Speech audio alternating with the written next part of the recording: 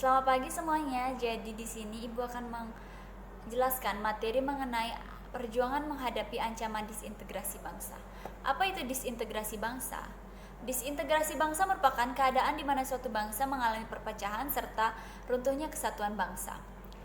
Dalam materi ini terdapat dua topik, yaitu topik yang pertama berbagai pergolakan dalam negeri pada tahun 1945 sampai 1965. Topik yang kedua itu dari konflik menuju integrasi. Pada topik pertama terdapat 3 submateri, yaitu submateri pertama pergolakan berkaitan ideologi, submateri kedua itu pergolakan berkaitan kepentingan, submateri ketiga itu pergolakan berkaitan sistem pemerintahan.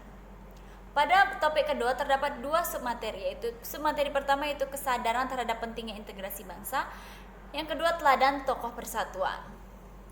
Tetapi hari ini di sini Ibu hanya menjelaskan pergolakan akibat perbedaan ideologi. Terdapat 3 pergolakan di Indonesia, yaitu pemberontakan PKI Madiun pada tahun 1948, yang kedua pemberontakan DITII, yang ketiga pemberontakan G30S PKI. Peristiwa pertama, pemberontakan PKI di Madiun tahun 1948. PKI merupakan partai yang sebenarnya mendukung pemerintah. Hal ini dikarenakan kebetulan pada saat itu pemerintah dikuasai golongan kiri, yaitu kelompok yang biasanya dihubungkan dengan pergerakan sosialis atau demokrasi sosial. PKI mulai memberontak karena alasan ideologis, yaitu ingin membuat NKRI sebagai negara komunis. Berbagai usaha dilakukan PKI untuk memperoleh kekuasaan sehingga TNI dan PKI diikuti oleh pendukungnya melakukan kontak senjata. Musuh atau Munawar Musuh, yaitu pemimpin PKI pada tahun 1948, menyatakan proklamasi pada tanggal 18 September 1948 berdirinya Republik Soviet Indonesia di Madiun. Banyak pejabat pemerintah anti komunisme yang tewas pada awal pemberontakan. Setelah terjadinya banyak pembunuhan, pejabat anti komunisme divisi bersenjata divisi Siliwangi berhasil mendesak mundur pemberontak. Puncaknya ketika Munawar Musuh tewas tertembak dan Amir Syarifuddin tertangkap dan dijatuhi hukuman mati. Tokoh muda PKI yaitu Aidit dan Lukman berhasil pada tahun 1965 mendirikan PKI sebagai partai besar kembali. Pada tanggal 30 September 1965 terjadi gerakan G30S PKI yang mengakibatkan ribuan orang meninggal, namun gerakan ini dapat digagalkan oleh pasukan bersenjata TNI. Pemberontakan DITII. Latar belakang pemberontakan ini adalah kecewa pada perjanjian Renville. Pada tanggal 7 Agustus 1949, SM Kartosuryo membentuk gerakan Darul Islam dan Tentara Islam Indonesia di Tasikmalaya, Jawa Barat.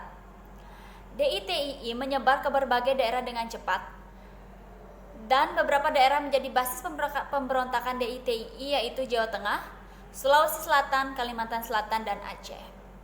Penumpasannya, dalam penumpasan pemberontakan DITII, pemerintah melakukan sejumlah operasi militer secara damai. Pemberontakan G30S PKI. Latar belakangnya itu persaingan antara PKI dan Angkatan Darat dalam pencaturan politik di Indonesia. Jalannya pemberontakan pada tanggal 30 September 1965, pasukan PKI di bawah pimpinan Letnan Kolonel Untung Sutopo menculik dan membunuh sejumlah petinggi Angkatan Darat anti komunisme. Penumpasannya itu menetralisir pasukan yang berada di sekitar lapangan Merdeka, merebut gedung RRI dan kantor pusat telekomunikasi. Yang ketiga, membersihkan pangkalan udara Halim Perdana Kusuma. Dokumen penting pada saat pemberontakan G30S PKI yaitu Super Semar atau Surat Perintah 11 Maret. Korban G30S PKI yakni Letjen Ayani, Maijen R. Suprapto, Maijen Harjono, Brigjen Setujo, Brigjen DI Panjaitan, Maijen S. Parman, Letu PA Tandean. Sekian materi hari ini. Apabila ada pertanyaan, silahkan tulis di link komentar. Dan silahkan mengerjakan tugas yang Ibu bagikan. Terima kasih atas perhatiannya.